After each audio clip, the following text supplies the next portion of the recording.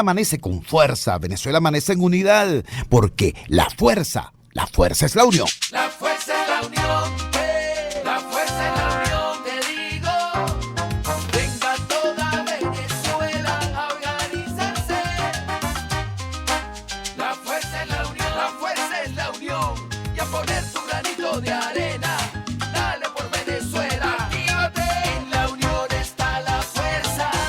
Por eso te digo que la fuerza es la unión. Muy buenos días, Venezuela. Bienvenidos todos a este su espacio. La Fuerza de la Unión, una tribuna abierta de la sociedad democrática venezolana para compartir con todos ustedes, más allá de cualquier distingo puntual, partidista o ideológico, la angustia, la preocupación, la justa indignación por lo que ocurre en nuestro país y también la certeza, la confianza, la esperanza de que trabajando juntos, de que remando unidos en la misma dirección, seremos capaces de construir la Venezuela de trabajo y de respeto, la Venezuela con alimentos y con medicinas, la Venezuela con democracia y con libertad, que todos necesitamos y que ciertamente todos merecemos. Noticia de última hora. Hace aproximadamente 5 horas con 15 minutos, un grupo de presos políticos y presos comunes que estaban en el helicoide fueron excarcelados. La información salió en la cuenta de Twitter del doctor Gonzalo Jimiop, del Foro Penal Venezolano.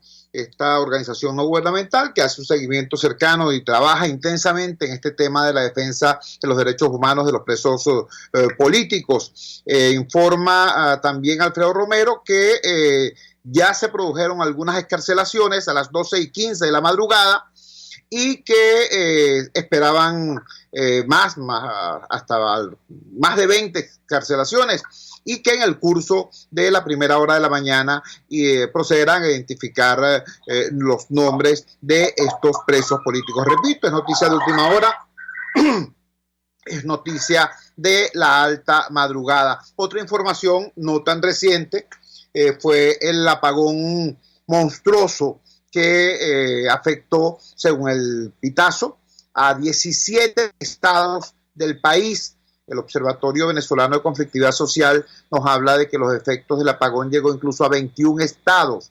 Hay, como de costumbre, diversidad de criterios en relación a el origen de esta situación. Winston Cavas, presidente de la Asociación Venezolana de Ingeniería Eléctrica, nos hizo llegar esta grabación con su información, la información de sus equipos técnicos sobre el particular. Escuchemos.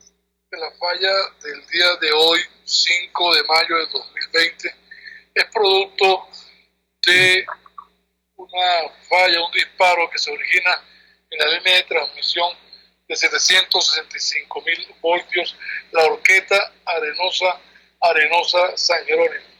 Esto deja sin servicio a los estados del centro del país, centro-occidente y sur-occidente. A su vez genera una reacción en cascada hacia atrás del país, produciendo fluctuaciones, lo cual deja energizada solamente parte de Caracas, parte de Guárico, estado Aragua y el oriente del país, salvo el estado Nueva Esparta.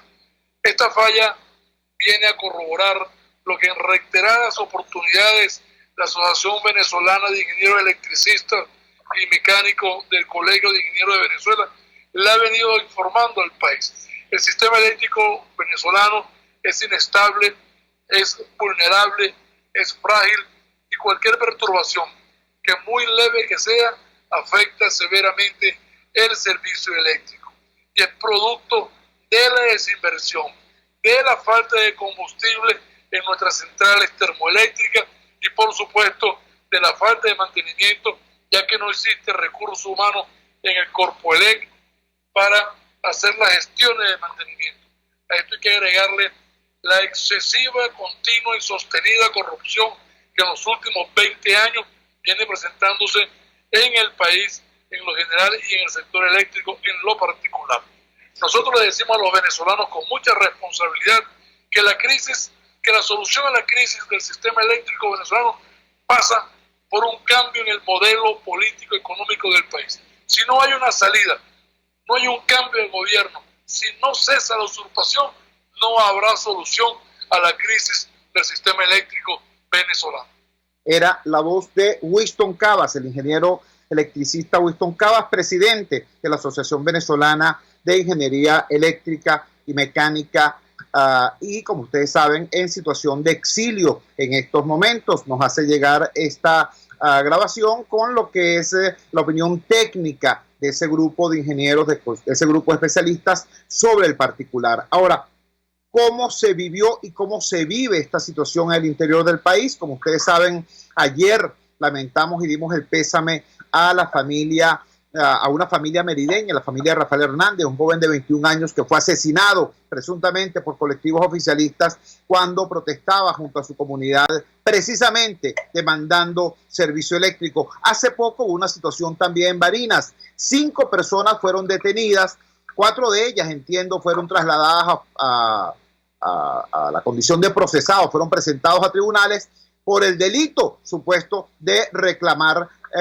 energía eléctrica continua, de protestar contra los apagones. Desde Barinas tenemos precisamente un testimonio, la sociólogo Lauren Nicotra. Lauren Nicotra, debo decirlo, es una importante comunicadora en este estado, otra de las personas que ha sido afectadas por el morbo de la censura. Su programa radial, ella ha estado en televisión, ha estado en radio.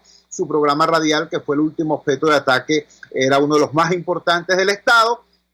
Bueno, y sigue dando información sobre lo que ocurre en esa entidad llanera. Lauren, muchísimas gracias por atender nuestra llamada madrugadora. ¿Qué es lo que pasó en Barinas? Te escuchamos. Bueno, muchísimas gracias, Chuy, a toda tu audiencia. La verdad es una oportunidad importante, no solamente para mí, sino para los barineses que puedan expresarse a través de mi voz de todo lo que estamos padeciendo en Barinas no desde ayer con el apagón nacional, ni el año pasado con el apagón general que duró 5 días y después otros días más. Nosotros tenemos aproximadamente 5 o 6 años en apagones en Barinas. Lo que decía el ingeniero Winston Cabas es, a mi modo de ver, una realidad. Bueno, ya sabemos que está en el exilio por haber denunciado todo el sistema, toda la crisis del sistema eléctrico nacional, y él tiene sobradas razones para decirlo porque es un técnico que se ha especializado en eso. En Barinas ocurre exactamente lo mismo. En Barinas hace aproximadamente 10 años no se hace ningún tipo de inversión en el sistema eléctrico interconectado. Nosotros no somos una isla, nosotros tenemos una sola planta que está en funcionamiento y otras pequeñas plantas que están en funcionamiento que no producen la capacidad que requiere el Estado para estar al día con el sistema eléctrico. Hay 4 plantas que están detenidas desde hace más de 10 años. Eso significa incluso una de las más importantes y es una obra de la civilidad, de la democracia, que es Planta Páez, que es la famosa hidroeléctrica de Santo Domingo. Esa planta está inoperativa por completo, fuera de servicio. Así como esa, hay otras plantas que están fuera de servicio. Una es la de Peña Larga, otra es la de Parro, que producen además muy pocos megavatios. Barinas requiere aproximadamente 200 o 400 y tantos megavatios para poder tener luz todo el mundo. Sin embargo, no solamente se están produciendo 180 megavatios. Eso significa que hay una demanda que ha disminuido extrañamente. Yo te lo digo porque lo he investigado estos días, pero no ha disminuido porque ahora consumimos menos, sino porque el cierre de empresas, porque la caída de la producción ha hecho que la propia demanda disminuya. Sin embargo, con todo y eso, nosotros estamos teniendo una situación muy grave, repito, desde hace aproximadamente 10 años o más, que no se hace ningún tipo de inversión en las termoeléctricas existentes y las otras paralizadas que ya te mencioné, y eso ha significado que formemos parte del cuadro de estados que no tienen pues el servicio eléctrico todos los días ni a toda hora. La situación es bastante dramática porque aquí los apagones ocurren aproximadamente entre 6 y 12 horas al día. Dios. O sea, eso es reiterado, no es una cosa que te estoy inventando. 6 horas son regulares durante todo el día. Y además a la hora que le da la gana a Corpoelec. No sabemos nunca cuándo va a ocurrir. Adicionalmente, en Barinas tenemos un problema gravísimo, que es que no tenemos gas doméstico, por lo que la mayoría con una cocinilla eléctrica. Eso es una de las cosas que tenemos, y todos sabemos que cuando se va la luz, pues el servicio de agua no llega por las tuberías, porque eso funciona con un bombeo eléctrico. Entonces no están funcionando los acueductos, no hay agua en Barinas y tampoco hay electricidad. Bueno, sumado a que tampoco tenemos gasolina y un montón de cosas en medio del confinamiento. Lo que pregunto sobre la situación que ocurrió en Santa Bárbara de Barinas, sobre las 4 personas detenidas que estaban protestando, efectivamente, frente a sus casas, entiendo, porque pues no tenemos tampoco mucha comunicación de internet ni nada, pero la prensa y los amigos de Santa Bárbara han informado que detuvieron a 4 personas, casi todos integrantes de un grupo familiar pequeño, incluyendo a un profesor universitario de un menor de edad, que fueron detenidos porque estaban sonando un poste, porque tenían muchísimas horas sin electricidad y se les llevaron presos. Bueno, estuvieron varios días presos y ahora les dieron la condición de casa por cárcel, ¿no? Presentados de todo por un supuesto delito de instigación al odio y a la violencia, y por sonar el tubo del frente de su casa, porque bueno, estamos en confinamiento y la gente sale, pues, le da con una piedra o con una olla al tubo para hacerse sentir. Por eso lo detuvieron. Es una situación bastante dramática. Sin embargo, aquí en Barinas debo informar que no han cesado desde hace 4 o 5 días las protestas en algunas barriadas de la ciudad de Barinas, que también están muy obstinadas porque han sido sometidas a apagones demasiado prolongados, y bueno, eso se suma a lo que ya yo te había dicho, que no hay gas, que no hay agua, y cada vez que se va la luz, pues el sufrimiento es la verdad bastante grande. Eso ha llevado, por supuesto, que muchas familias pierdan la poca comida que tienen en sus refrigeradores, porque no aguanta el clima estar 12 horas continuas, 6 horas y después 6 horas con unos apagones. Esa es la situación que estamos viviendo aquí en el estado de Barinas. Te puedo decir que hay urbanizaciones de la parte baja que antes no le quitaban la luz para que no protestaran, porque son los que, digamos, han sido eternamente un poco más aguerridos para expresar su descontento, que son urbanizaciones de la parte baja de la ciudad, en Valle Alto, en La Castellana, en la urbanización Don Samuel. Han sido zonas que han salido a protestar, y por supuesto han tenido siempre la visita y la represión de los cuerpos de seguridad para intentar reprimir de alguna manera las expresiones de descontento que tienen todas estas barriadas de Barinas.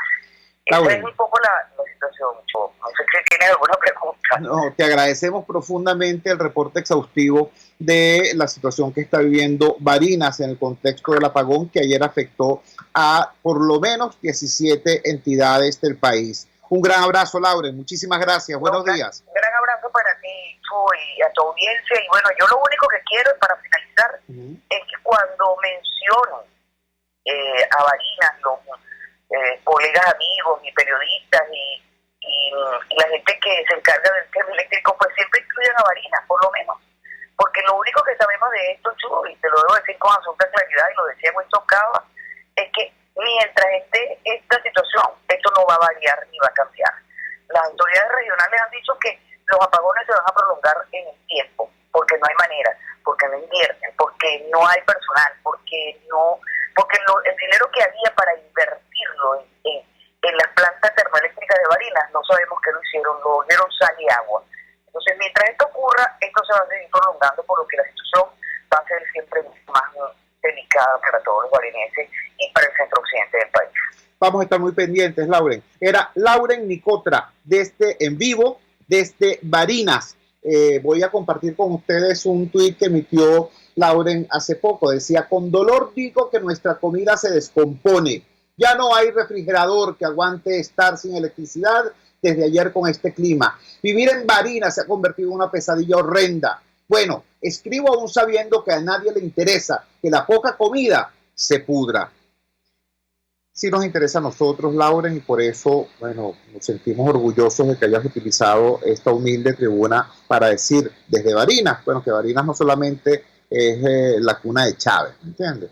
Barinas no solamente es el lugar de donde surgió esta figura que transformó a nuestro país, que exportaba electricidad, que le daba electricidad a Colombia y a Brasil, en este país a oscuras y en tinieblas.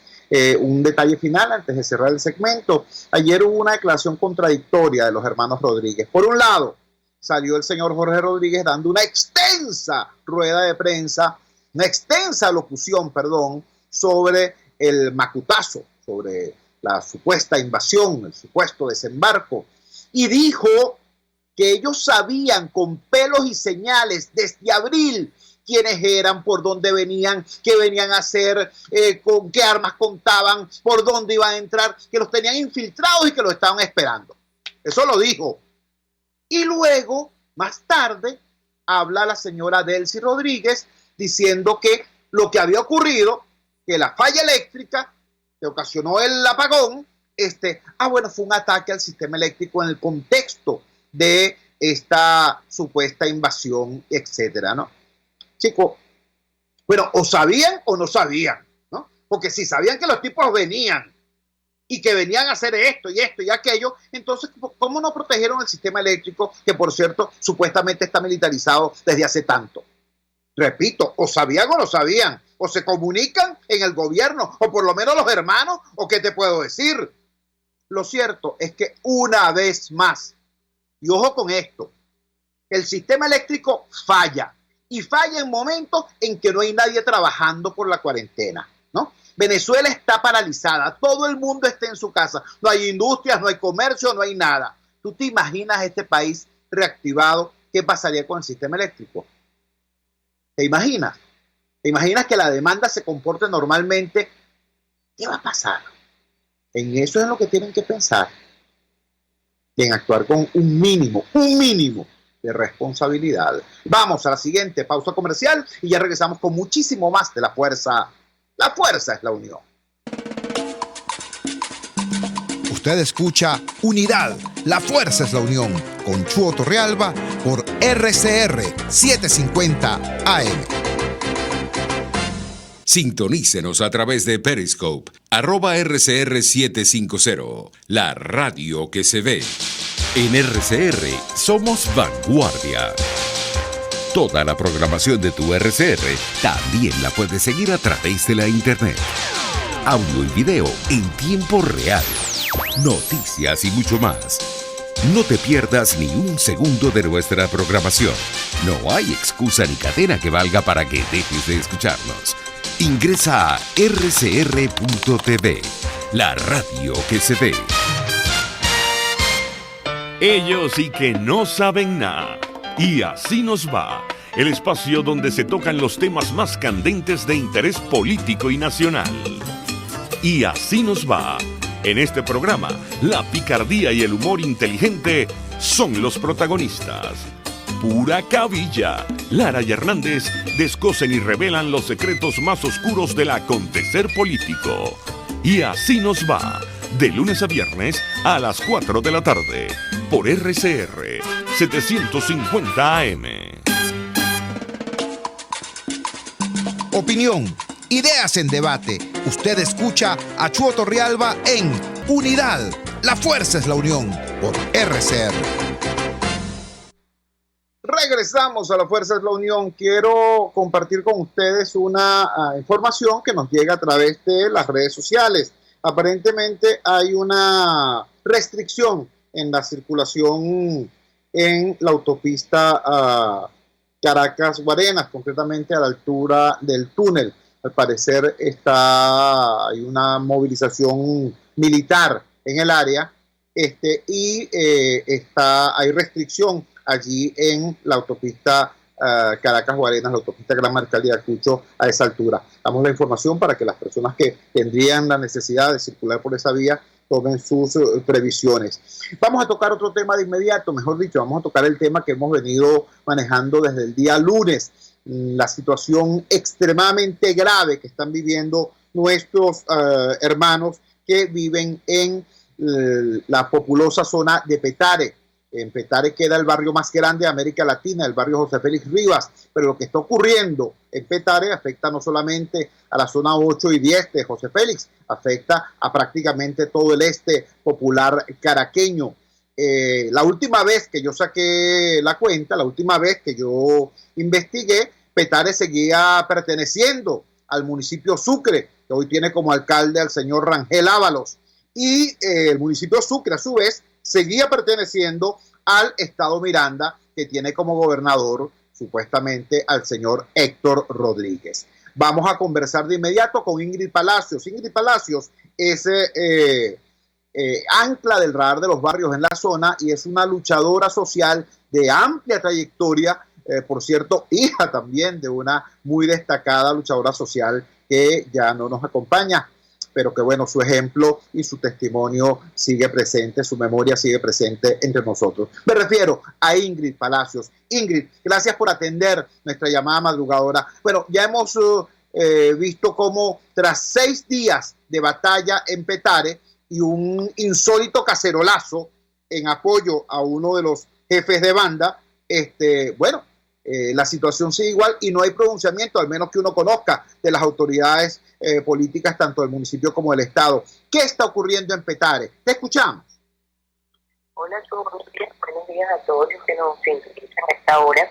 Bueno, sin duda lo de Petare fue noticia porque bueno, el conflicto se escuchó más allá de José Félix, pero sin duda alguna José Félix tiene, ahí hay un gobierno interino, y hay un gobierno interino desde hace unos 6 años, 6 años y medio.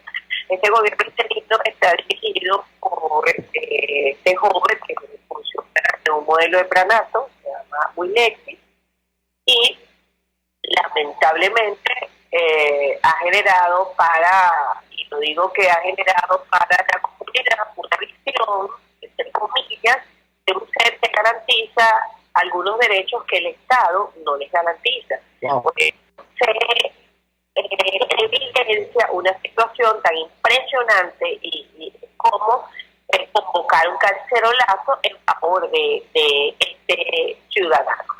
Eso para algunos tendrá muchísima sorpresa, aunque esto es muy bien derivado del síndrome del Estocolmo, cuando terminas queriendo a quien no sabe que te está haciendo daño, pero lo terminas queriendo porque, bueno, este es mejor que el otro, o este es mejor que aquello, o mira, hay testimonios, audios que grababan habitantes de la comunidad diciendo que, bueno, gracias a Wilexi podían sacar sus teléfonos en el barrio, gracias a Wilexi no se robaban las cajas del club, gracias a Wilexi podía circular la gente y llegar a sus hogares sin problemas, gracias a Wilexi no hay robos en el barrio, gracias a Wilexi los niños pueden ir al colegio sin que hubiera tiroteo, gracias a Wilexi y gracias a Wilexi. O sea, imagínate tú cuando una comunidad termina agradeciéndole a un modelo de gobierno, porque eso es un gobierno interino que haya sustituido a las autoridades. Cuando hablabas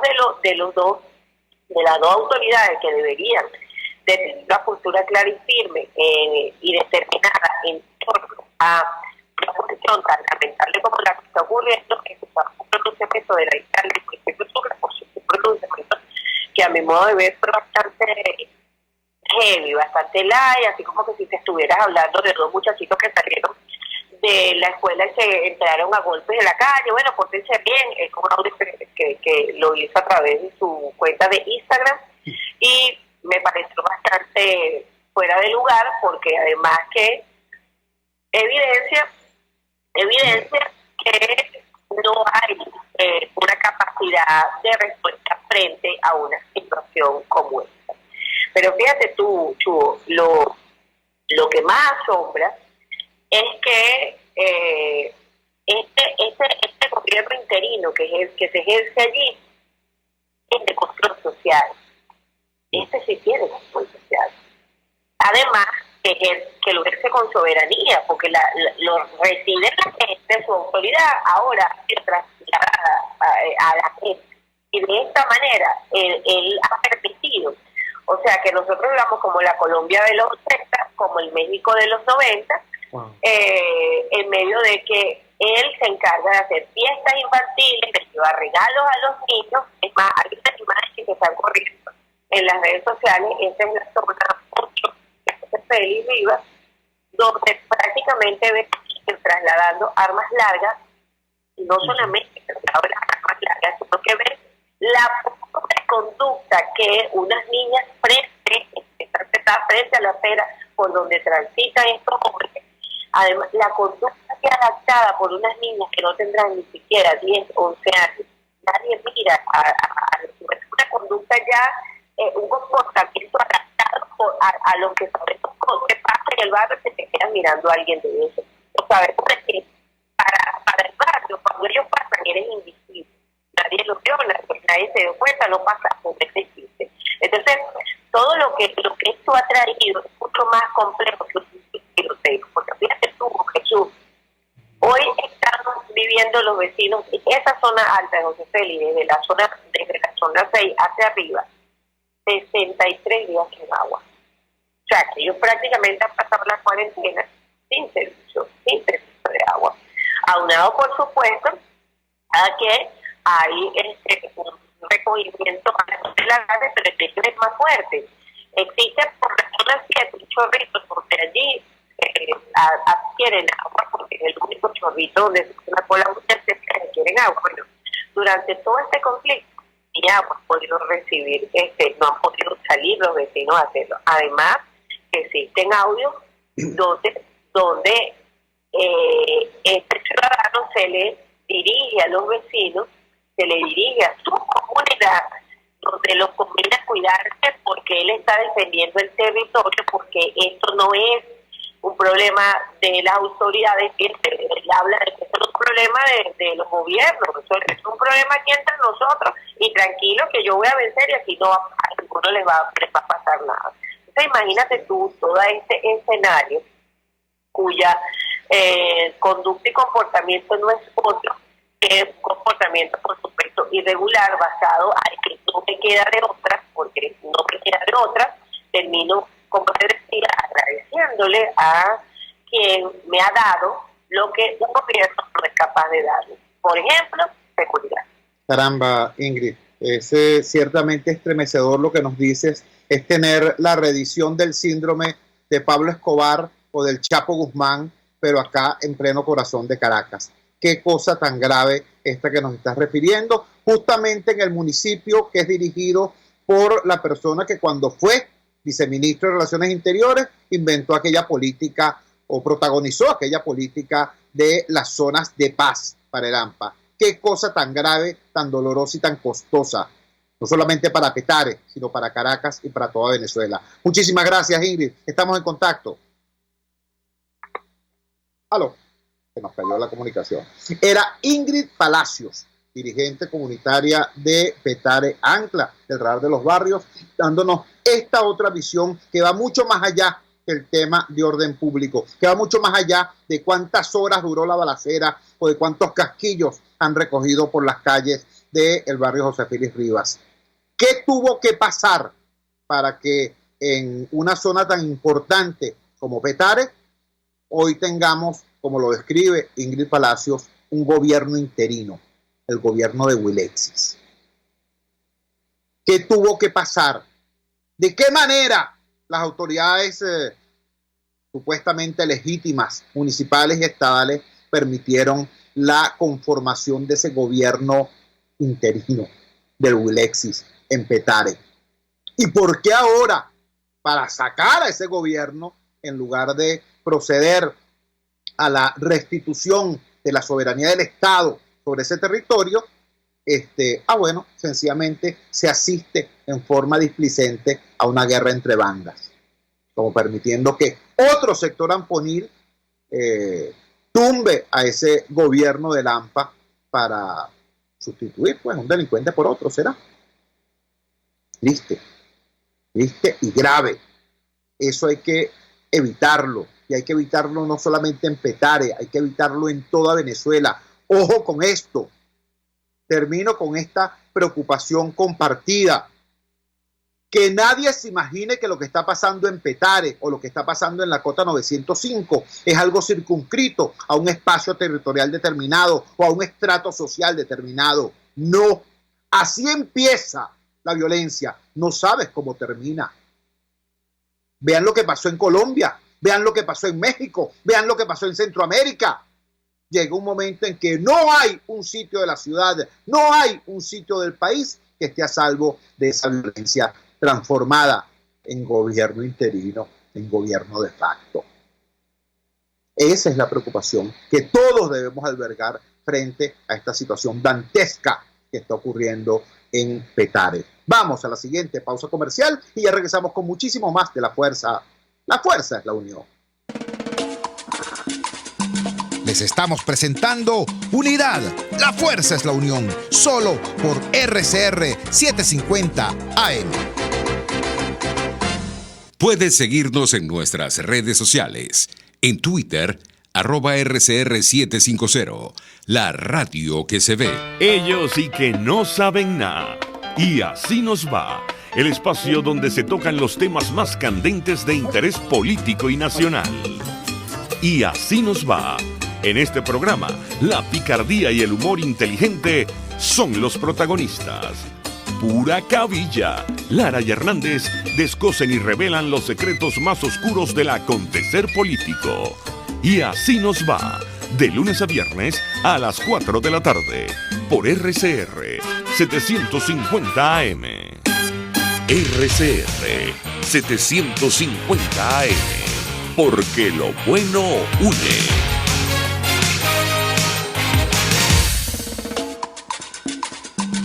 Les estamos presentando Unidad, la fuerza es la unión, solo por RCR 750 AM.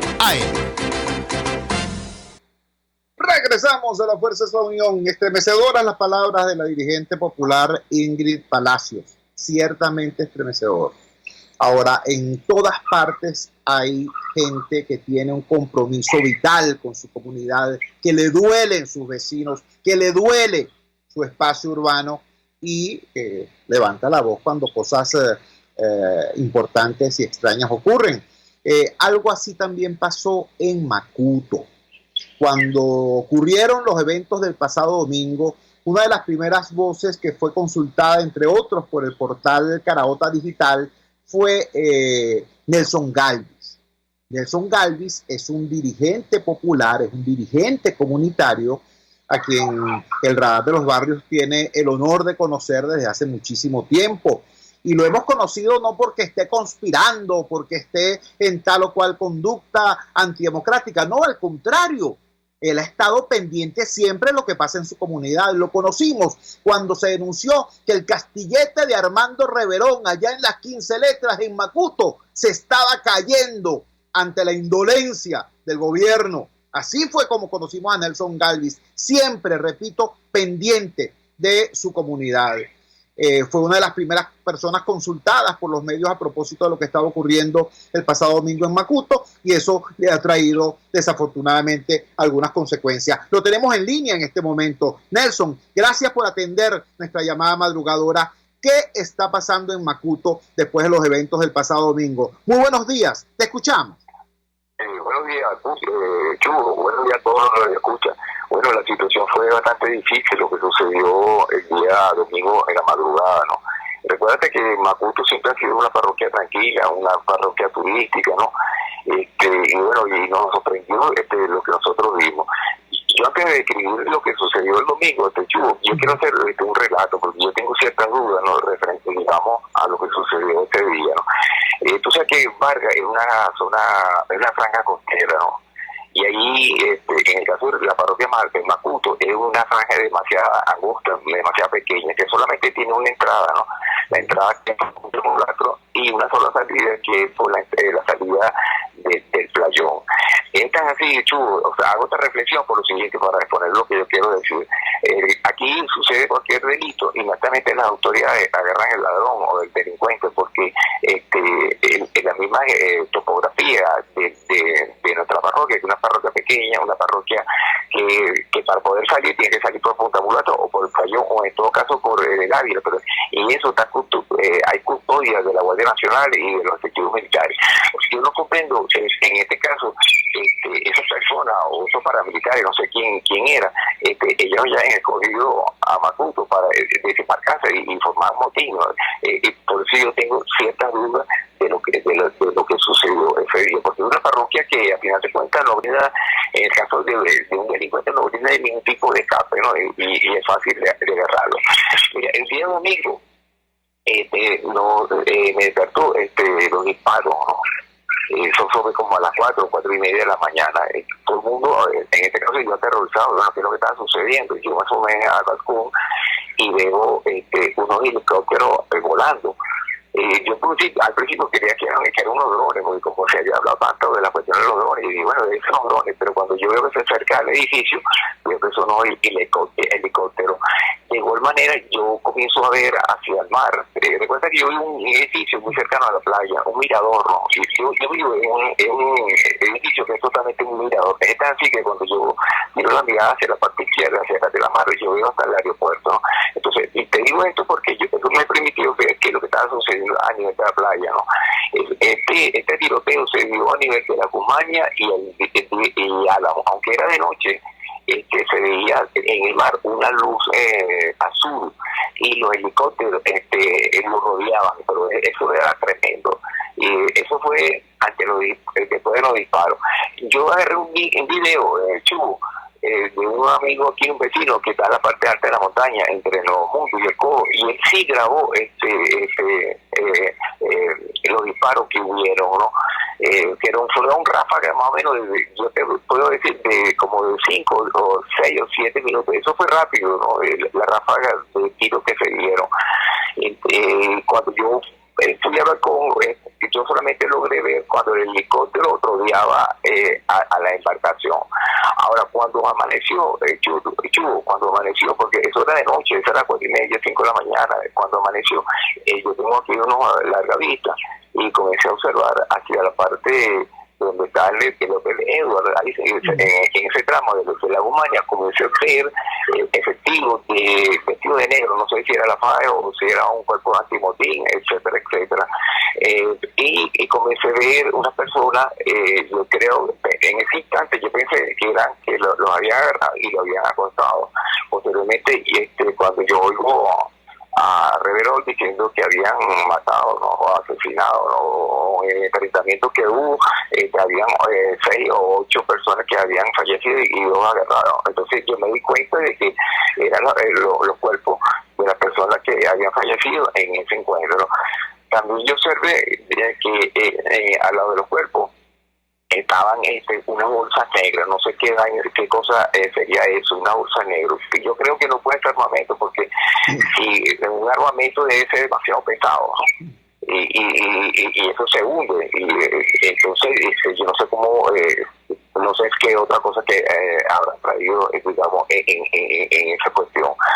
Por eso yo chubo de que eso haya sido, porque aquí se hablan muchas especulaciones.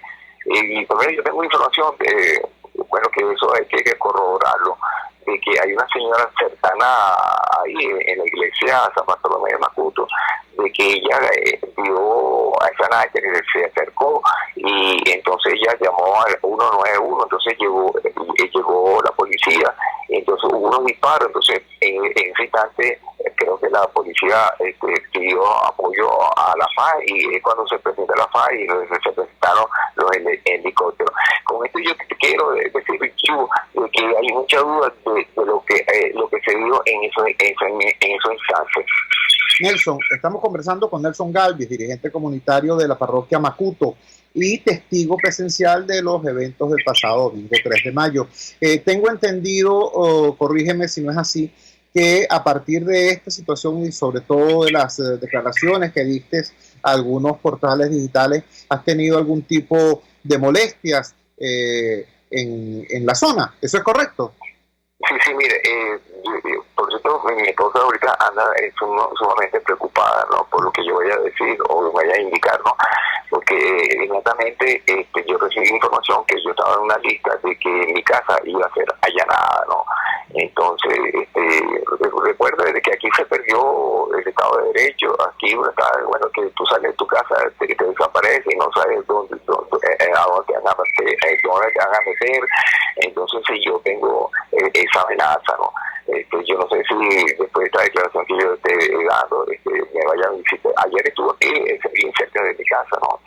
Y entonces, bueno, de repente ellos se pueden aparecer. Pero yo confío en Dios, porque yo no, a final de cuentas, no estoy falseando la información. Entonces, yo solamente estoy haciendo un relato de lo que yo vi el día sábado en la mañana. Ya, bueno. Ya domingo en la mañana. Nelson. Yo quisiera aprovechar un espacio rapidito, ¿no? ¿Cómo no? Aquí en Macuto hay 5 comunidades que le suspendieron la caja del CLAP hace como 4 meses, ¿no? Entonces ellos andan sumamente preocupados porque debido a la situación, porque el dinero es nuestra moneda y la escasez y está agregado a la cuarentena. Entonces ellos hablaron conmigo para ver si se le hacen un llamado a las autoridades. Son 5 comunidades que son Álamo, Punta Brisa, Playón, Frente al Mar y Armando Reverón. Son 5 comunidades que, bueno, porque aquí todo el mundo estamos empobrecidos, porque anteriormente eran comunidades de clase media, pero ahorita no hay clase media, aquí todos estamos empobrecidos. Entonces ese subsidio que nos dan, ¿no?, a duras penas, y yo sé que es un control social, bueno, se necesita en estos momentos y sobre todo en momentos de cuarentena. Entonces yo quiero que, bueno, se dé un llamado en este caso a quien dirige el programa de las cajas del CLAD, o en este caso el gobernador, para que realmente estas comunidades que están afectadas, que tienen más de 4 meses de no recibir la caja, bueno, que se la den, porque estamos pasando hambre, estamos pasando necesidades, estamos en una situación de mucha angustia. Gracias, Chu, por darme esta oportunidad de poder expresar también esta inquietud social, esta inquietud comunitaria. No, gracias a ti, Nelson, por tu valentía, por tu firmeza como dirigente comunitario, como persona que tiene años, décadas pendiente del bienestar social de tu comunidad, y sirva también esta entrevista, sirva también esta conversación para que sencillamente se sepa, pues, el rol, el papel, la actitud que tiene Nelson Galvis frente a lo ocurrido. Es simplemente la de un vecino que ve una situación y relata la situación que ocurrió. Eso es todo. Cualquier otro tipo de interpretación es absolutamente caprichosa. No hay ningún misterio, no hay ningún secreto. Nelson Galvis está diciendo en radio, en señal abierta, por las redes, de manera franca y tranquila, exactamente el relato de lo que vio y la preocupación que tiene al respecto. Y, por cierto, Nelson Galvis, con muy buen tino, no permite que ningún tipo de evento le haga olvidar lo fundamental, el hambre que está pasando su comunidad, y por eso eleva su voz y su queja sobre este tema de las cajas CLAP. Vamos a seguir muy pendientes, Nelson. Muchísimas gracias y buenos días. Muchísimas gracias, Chu, se le agradece. Nelson Galvis, desde la parroquia Macuto, dándonos información, repito, también relevante. Vamos a la siguiente pausa comercial y ya regresamos con muchísimo más de La Fuerza. La Fuerza es la unión. Les estamos presentando Unidad. La Fuerza es la unión. Solo por RCR 750 AM. Puedes seguir nuestra programación a través de rcr.tv, la radio que se ve. El que sabe de sabor sabe de saber que Del Corso es la clásica pastelería italiana de Caracas. Qué ricos sus dulces típicos tradicionales, como los auténticos cannoli, la sfogliatella o la cola de langosta, no tienen comparación. La pasta seca de almendras y chocolate o su gran variedad de tortas, cumpleaños, bodas, bautizos o comuniones, reuniones familiares o eventos corporativos. Teléfono 0212-941-1971. Pastelería Del Corso, la pastelería italiana por tradición y excelencia. Antes de empezar el día, entérese de lo que acontece en el país junto a Pedro García Otero en Titulares de la Mañana. De lunes a viernes a las 6:30 de la mañana. Acompáñelo y empiece su día bien informado. Titulares de la Mañana con Pedro García Otero, solo por RCR 750 AM, porque lo bueno une. Amanece con la fuerza de un país que quiere cambio. Chuo Torrealba está al aire en Unidad. La Fuerza es la unión. 482-9750 y @Chuo Torrealba por RCR. Regresamos a las Fuerzas de la Unión, recapitulando sobre algunas informaciones que hemos dado en el curso del programa en esta madrugada del miércoles 6 de mayo, a través de la cuenta del doctor Gonzalo Gimiop, que es @Gimiop Santomé en Twitter. Nos dice que hace 5 horas y 30 minutos, es decir, desde las 12:25 de la madrugada, un grupo de presos, tanto presos políticos como presos comunes, fue excarcelado en el Helicoide. También a través de la cuenta de Alfredo Romero, quien es también directivo del Foro Penal Venezolano, como Gonzalo Gimiop, se nos revela que entre los presos excarcelados, los presos políticos excarcelados, están los señores Roque González, Ramón Zapata y Jorge Luis Pérez Izarza. Estaban esperando en ese momento otras excarcelaciones. Posteriormente, hace 5 horas, es decir, casi a la 1 de la mañana, el doctor Gonzalo Gimiop informa que se trata en total de un grupo de 23 excarcelados desde el Helicoide. Todo eso ocurrió, repito, en la alta madrugada, y seguramente para la primera hora del día tendremos más detalles a través de esta fuente digna de todo crédito, como es la organización del Foro Penal Venezolano. Otra información sociales: hay una restricción en el tránsito automotor en la Gran Mariscal de Ayacucho, en la autopista Caracas-Guarenas. Al parecer hay un dispositivo militar importante a la altura del túnel en esta vía de comunicación. Información que transmitimos a los efectos de que la gente que piense utilizar esta vía tome las previsiones del caso. Por cierto, nos acaba de escribir Lauren Nicotra, la persona con la que hicimos el contacto en vivo desde Barinas a propósito del tema del apagón, y nos dice que tuvimos suerte porque apenas terminó la conversación se volvió a ir la luz allá en Barinas. Quiero dedicar los minutos finales de este programa a compartir una preocupación. Ustedes recuerdan cómo nosotros terminamos ayer nuestro espacio. Decíamos, hay una situación muy grave, muy grave. Tenemos la emergencia humanitaria compleja desde hace más de 4 años.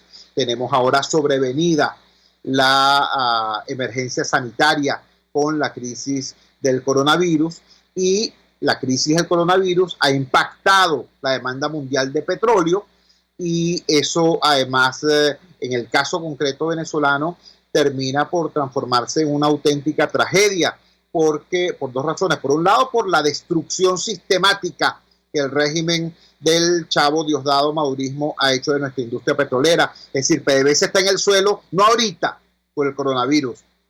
PDVSA está en el suelo desde que se produjo el genocidio laboral por allá por los años 2002-2003, cuando más de 20.000 trabajadores altamente calificados de PDVSA fueron expulsados de sus puestos de trabajo. Desde entonces, PDVSA está de capa caída y no ha logrado levantar cabeza. Y cada equipo que nombran para dirigir PDVSA lo que hace es sepultarla un poco más, enterrarla un poco más. Bueno, la situación es muy grave. Entonces tenemos la emergencia humanitaria compleja, más la emergencia sanitaria, más la emergencia de la gasolina. En ese contexto se produce la situación de el pasado domingo 3, una supuesta incursión militar, una supuesta desembarco, etcétera, etcétera. Acabamos de escuchar a Nelson Galvis, dirigente comunitario de Macuto, que decía: ¿quién va a desembarcar por Macuto? Si esta cosa tiene una sola entrada y una sola salida y otra por el Ávila, y todo eso está sumamente custodiado. ¿A quién se le ocurre? Bueno, por razonamientos como esos, buena parte de la opinión pública nacional decía en la mañana del domingo 3, eso es una olla, eso es un montaje, eso es un bluff. ¿A quién se le ocurre? Eso es una fake news, es una falsa información, un falso positivo. Eso es lo que pensaba todo el mundo en la mañana del domingo 3 de mayo hasta que al mediodía del 3 de mayo empiezan a salir voces a decir, no chicos, nosotros reivindicamos esa acción, eso lo estamos haciendo nosotros.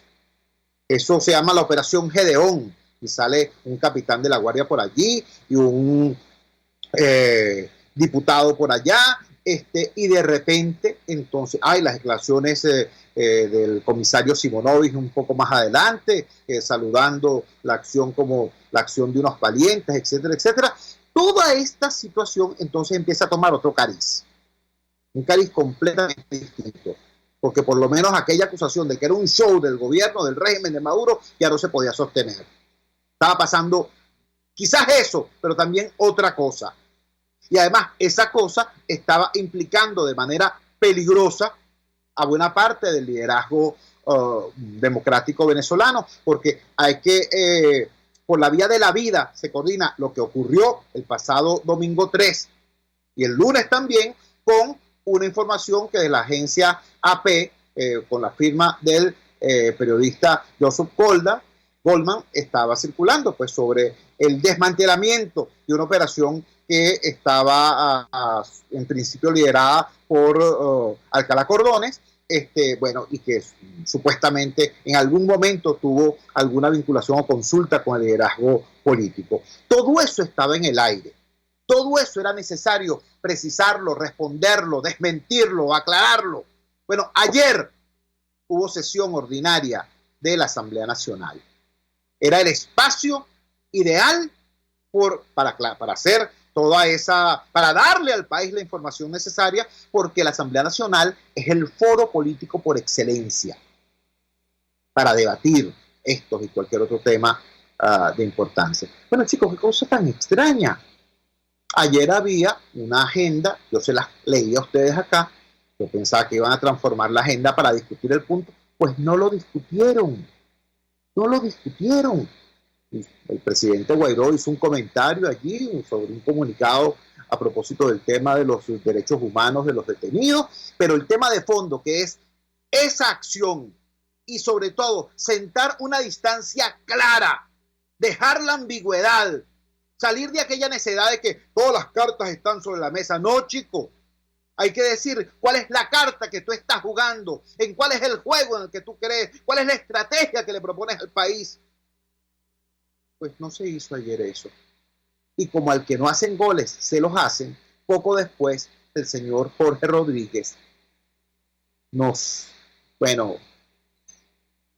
hizo soportar una cadena de casi 2 horas de duración, dando su versión, con lujo de detalle, y con cuentos, y con grabaciones, y con esto y con lo otro.